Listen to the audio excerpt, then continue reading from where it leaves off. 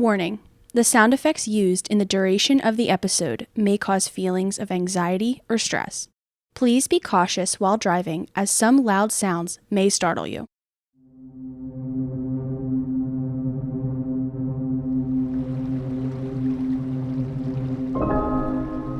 The lakes in South America have always been beautiful. Growing up in Chile, you and your family would often go to different lakes and spend the weekends. Your favorite, by far, was Lake Lucar, located right by the Andes Mountains. And now that you're older, you often visit the lake to decompress from the stress of work. As you arrive for the weekend, you're immediately met with a sudden feeling of fear. Maybe it was the breeze. Was it different? Or could it be the warmth? Does it not feel like the right temperature? You can't quite put your finger on it, but something's off. Nonetheless, you shake the feeling away and decide to visit your favorite spot by the lake. Relaxation. Comfort. A sense of nostalgia rushes over you. You are home. The look of the trees brings you back to a simpler time, and the smell of the air reminds you of your parents. You close your eyes and hear the gentle splashes of the water upon the rocks and sand. The macaw sits in the same spot as it always has. Its stares focused at some movement in the water, maybe a fish. After a few moments alone, you're greeted by a stranger. The stranger says, "Hello. Is this your first time visiting Lake Lucar?" This takes you by surprise. You own property which you frequently visit, and the nearest hotel isn't for miles. Only small cabins are in the area, and they too are privately owned. No, sir. This is my private property that you're on. May I ask why you're here? The stranger replies, "Ah, yes. I've lived here for many years. I've been hiking to all my neighbors' houses to give a quick warning." A warning? What could you possibly need to warn me about? The stranger looks at you intently. "Well, sir, the last thing I want to do is alarm you or cause panic. However, I feel the need to mention that there have been some issues regarding the lake."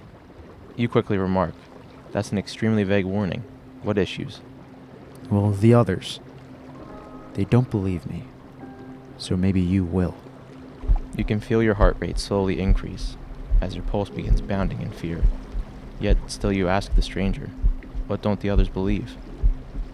The Cuero. It doesn't always show up, but this year, it seems hungry. You fall silent. You immediately are hesitant to believe this man. The Cuero? That doesn't make any sense. No wonder the others don't believe you, you reply. The stranger sighs, then calmly responds, "I can tell you already don't believe me. I won't waste my breath. However, I will warn you, do not go near the water again." The stranger turns and begins to walk away. You sound crazy, you say as he's walking away. The stranger stops but doesn't turn around. He says, "Shh. Listen." The bird. It stopped. If the Cuero is floating in your direction, throw a cactus branch in the water. You pause and listen intently. You feel the hairs on your neck begin to stand as you realize the stranger is right. The bird that you've been hearing for years was gone.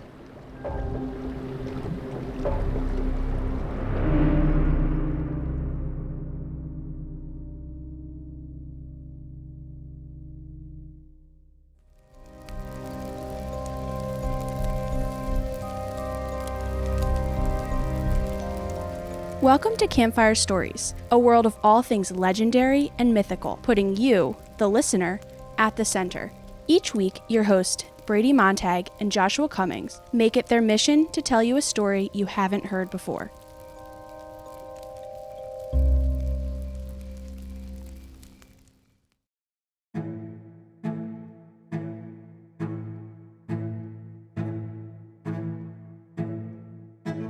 What is the Cuero?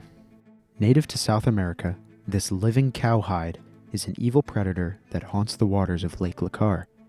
The name Cuero, translated to English, is hide or leather, and that's exactly how this creature appears.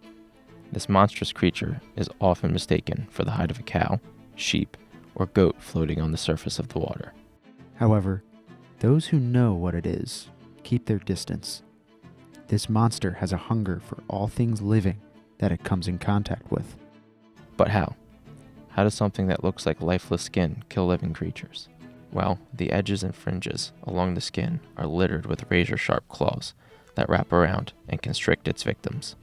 Using these claws, the Cuero will wrap around the victim and drag it under the water to suck its blood out. When done, the Cuero will release its now lifeless prey and go to digest. There have been a number of different variants of this creature recorded. Some related have been described as an octopus resembling a cowhide with countless eyes, and an evil cowhide using sharp weapons stolen from the previous victims to kill new prey. The most well-known in the area is that of the hide inhabited by an evil spirit with an endless hunger and taste for human flesh. This monster is strong, fierce, and silent, and can strike at any moment if you aren't paying attention, making it a nightmare for innocent people looking to enjoy a day in the water. Is there hope? Is there a way to escape this cryptid? Or is the only way to survive to stay away from the water? Thankfully, there is. For a monster so strong, so fierce, so deadly, the only way to kill it is to target its most deadly feature, its insatiable and irrational hunger. If a Cuero is ever seen or is approaching you, throw the branches of the cactus in the water. The Cuero will view it as prey floating on the water and will attempt to eat it. Because of the spikes on the cactus, the Cuero will puncture itself and bleed out. Aside from this, the Cuero is not known to have any other weaknesses.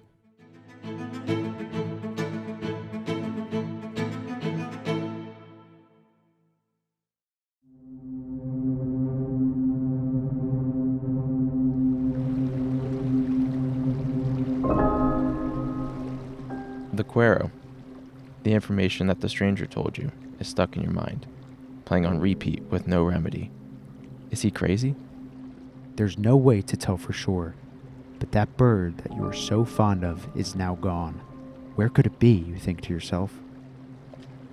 Ignoring all signs telling you to stay inside, and the voice in your head saying, "Leave, come back another weekend," you decide to go by the lake.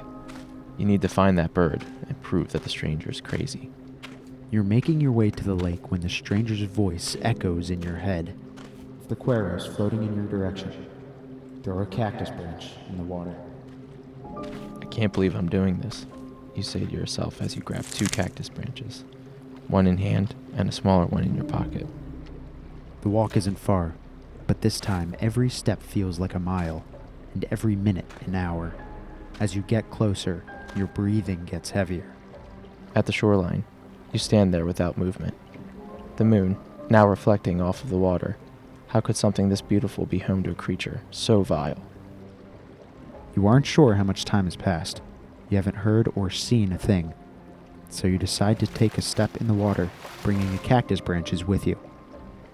You take another step, and another, until you are waist deep. Within a minute, you see it. Something that looks like a cowhide is quickly floating towards you. There's no way, you say to yourself. You take a step backward, but The Cuero stops, then charges. floating faster than before, you know it's trying to find its late-night snack in you, so you throw a cactus branch in the water. It swims right by. The stranger lied, you think to yourself. You're done. There's nothing left to do. The Cuero is swimming fast and will reach you before you can get out of the water. The monster reaches you and clings to your leg. There's a searing pain that is immediately felt throughout your body, but as quickly as it wraps around you, it releases. You see blood in the water. It's not yours, and you quickly remember that there's another cactus in your pocket. You think to yourself, it must have punctured itself when it wrapped around my leg. You feel relief in your heart. You lived, and now you and other innocent people can safely live in Lake Lacar.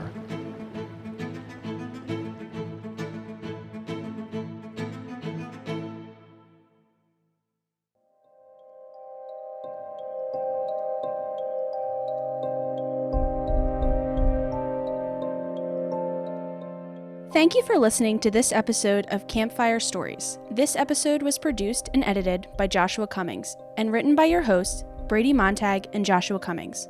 The warning, opening, and closing statements are voiced by me, Sam Montag. The sound effects and music used in this episode were produced by Artlist.io and BBC Sound Effects. Information regarding the topic today has been provided by abookofcreatures.com and Cryptid Wiki. If you have any questions about this week's topic or would like to suggest a legend or myth for us to cover, reach out to campfiremyths@gmail.com. Tune in next week as Brady and Josh cover Wakminganshi Aragandi.